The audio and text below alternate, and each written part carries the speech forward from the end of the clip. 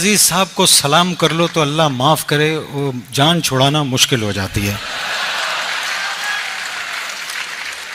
میں نے صرف پیچھے اتنا پوچھا، میں نے کہا کی حال ہے طارق صاحب؟ بس یار اللہ دا شکر ہے، تو سنا کی حال نے تیرے؟ کہنے لگے زندگی کے نہا خانوں میں جب پگ ڈنڈیوں پہ اڑتے ہوئے پرندے جب پرواز کرتے ہیں تو سورج کی کرنیں ایک ایسی جگہ چلی جاتی ہیں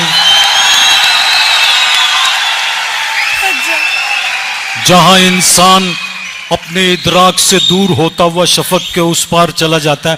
میں نے کہا اللہ کے واسطے مجھے اسکرپٹ یاد کرنا نہ، چھڑ بیٹھ یار، میں تنوں بتانا یہ جو سوٹ پہنا ہوا ہے زندگی میں ایسی کٹنگز جو ہوتی ہیں انسان کے خوشنما ہونے کی دلیل ہوتی ہیں اور چلتا چلا جاتا ہے.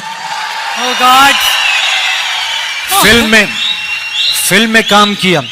اب دیکھیے نیلام گھر بقول ان کے، انہوں نے 30 سال نیلام گھر میں کام کیا، 30 سال سے نیلام گھر کر رہے ہیں. اب جب وہ فلم کی شوٹنگ کر رہے تھے تو ان کو نیلام گھر کہاں یاد آیا. ایک جذباتی سین تھا، عدالت لگی ہوئی تھی، جج بیٹھے ہوئے تھے اور یہ کھڑے ہوئے کہہ رہے ہیں وہ عدالت دل کی عدالت نہیں تھی جہاں کا قانون اسے معاف کر دیتا، وہاں گواہ تھے، اقرار جرم تھا، بے شمار نگاہ مجسم سوال تھی کہ میں منصف ہوں یا کوئی اور. پاکستان زندہ باد.